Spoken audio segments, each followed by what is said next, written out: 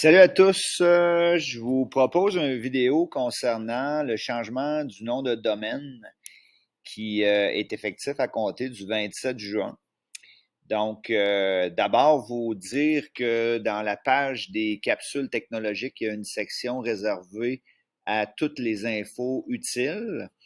Donc, lorsque mon vidéo sera faite, là, il va être déposé ici le lien. Je vais vous parler de deux outils qui existent déjà, puis peut-être là vous les expliquer brièvement. Donc le premier, il nous a été envoyé par les gens du STI. Donc c'est vraiment un SharePoint qui a été fait avec plusieurs informations qui sont relativement simples à consulter. Donc au départ, c'était le 20 avril, ça a été déplacé le 27 juin. Puis je voudrais brièvement vous parler des sections qui sont là. Donc, lorsque vous descendez, là, vous avez vraiment toutes les sections ici sur votre gauche. Quoi faire avec les appareils considérant pardon, que chaque application a sa procédure. Donc, il suffit d'aller cliquer ici sur la flèche, puis vous avez les explications relativement simples à suivre. J'attire votre attention là à ceux qui utilisaient Authentificator. Il faut vraiment faire une autre entrée. Donc, ça, c'est expliqué ici. Vous avez toutes les explications là, pour chaque application. Ce qui est important, c'est la section qui est juste ici, là.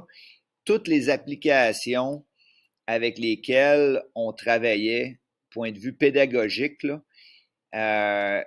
elles n'ont pas tous la même procédure. Donc, je vais vous parler d'un autre outil intéressant à aller chercher pour la section applications qui ne sont pas des applications CSBE, là, qui n'ont pas rapport avec notre compte Office 365. Donc, pour cet outil-là, il y a juste Canva là, qui est à part. Ils ont fait une section simplement là, pour expliquer comment ceux qui travaillaient avec Canva, quoi faire. L'autre outil, il est vraiment spécifique pour les applications. Donc, c'est mon deuxième lien qui est juste ici. Puis, la façon dont ça fonctionne, c'est vraiment très simple. Dans le tableau qui est là, vous allez choisir l'application désirée. Donc, il y en a vraiment une panoplie. Si jamais il y en a une que vous connaissez, que vous utilisez, qui n'est pas là, simplement me le faire savoir et je pourrais peut-être la faire ajouter. Donc, par exemple, il y en a que c'est vraiment très simple. Là, je vais vous donner un exemple. Là, si je prends, mettons, un Kahoot, bien, si on travaille avec Kahoot et que notre adresse a été changée, eh bien, là, ça va nous dire quoi faire. Donc, Kahoot, est-ce que je peux changer l'adresse principale dans mon compte? La réponse est oui. Donc, pour chaque application, vous avez quoi faire. Est-ce que ça se fait facilement ou j'ai des étapes à faire?